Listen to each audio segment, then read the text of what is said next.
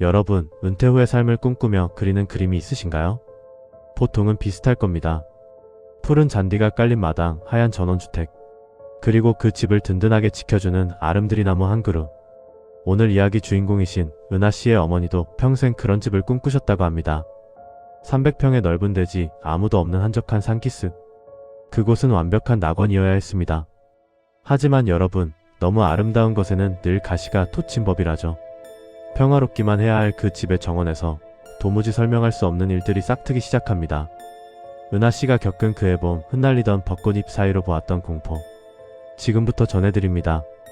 지금도 부동산 채널을 보면 그 집이 가끔 나옵니다. 경치 좋은 300평 대저택 꿈의 전원주택이라는 제목으로요. 하지만 저에게 그곳은 다시는 떠올리고 싶지 않은 지옥입니다. 저희 어머니는 평생의 소원대로 길이 없던 산기슭을 닦아 집을 지으셨습니다. 집도 집이지만 어머니가 가장 자랑스러워했던 건 정원 한 구석에 서있던 거대한 벚나무였습니다. 원래 끝터에 있던 고목이었는데 봄이면 하늘이 보이지 않을 정도로 흐드러지게 꽃을 피웠거든요. 어머니는 그 나무 아래에 테이블을 놓고 차를 마시는 걸 세상에서 제일 행복해 하셨습니다. 하지만 그 행복은 오래가지 못했습니다. 저희 집과 비슷하게 근처 터에 집을 짓고 들어온 이웃집 아저씨 때문이었죠. 그 나무 베라고 당장 베어버리란 말이야. 처음엔 그냥 텃세인가 싶었습니다. 아니면 정신이 좀 이상한 사람인가 했죠. 아저씨는 담장 너머에서 저희 집 벚나무를 노려보며 삿대질을 해댔습니다. 어머니는 무시하려 했지만 아저씨의 행동은 점점 도를 넘기 시작했습니다. 어느 날 오후였습니다. 마당에서 어머니의 찢어지는 비명이 들렸습니다. 뛰어나가 보니 그 아저씨가 벚나무 위에 올라가 있었습니다.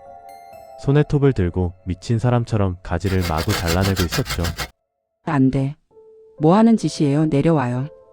어머니가 경찰을 부르겠다고 소리치자 그제야 아저씨는 씩씩거리며 내려갔습니다. 하지만 그게 끝이 아니었습니다.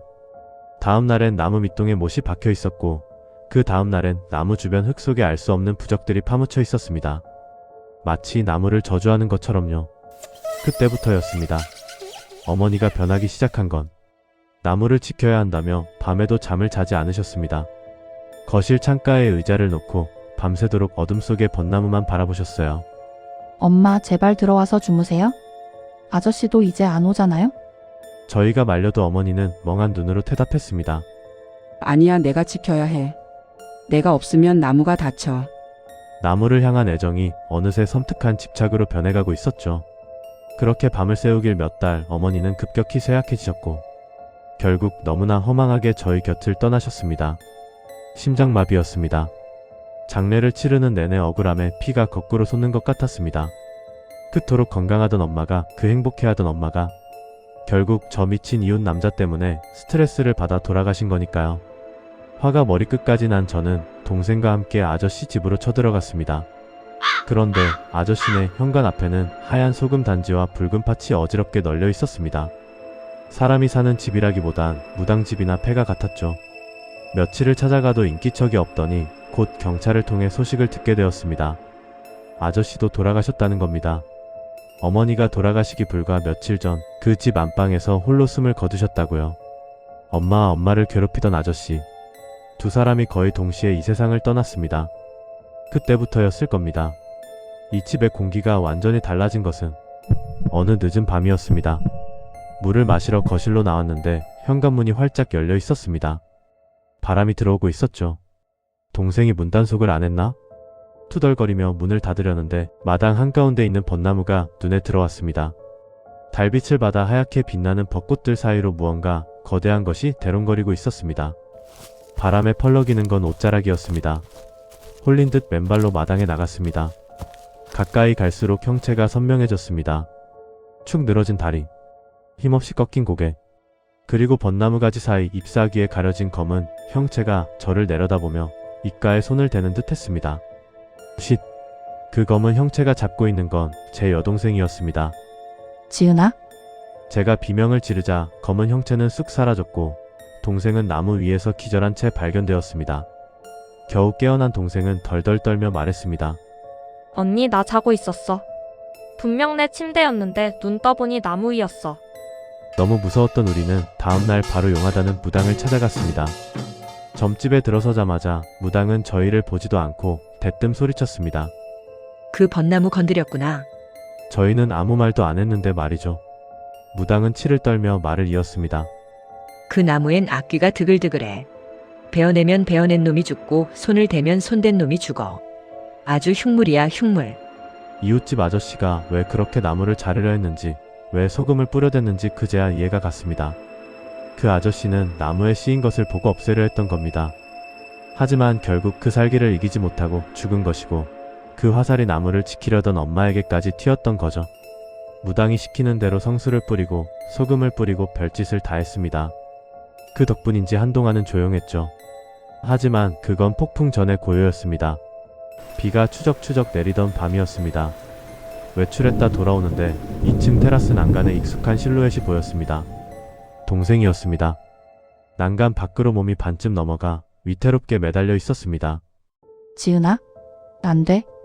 미친 듯이 2층으로 뛰어 올라가 동생의 허리춤을 낚아챘습니다. 동생은 눈이 뒤집힌 채 허공을 향해 팔을 휘젓고 있었죠. 그때 번개가 번쩍하며 지붕 위를 비쳤습니다. 지붕 꼭대기. 하얀 소복을 입은 여자가 비를 맞으며 서 있었습니다. 그 여자는 무표정한 얼굴로 제 동생을 내려다보고 있었습니다. 마치 놓아버려라고 말하는 것처럼. 그 서늘한 눈빛은 산 사람의 것이 아니었습니다. 동생을 간신히 끌어내린 그 길로 우리는 짐도 챙기지 못한 채 그 집을 탈출했습니다. 나중에 알게 된 사실은 더 충격적이었습니다.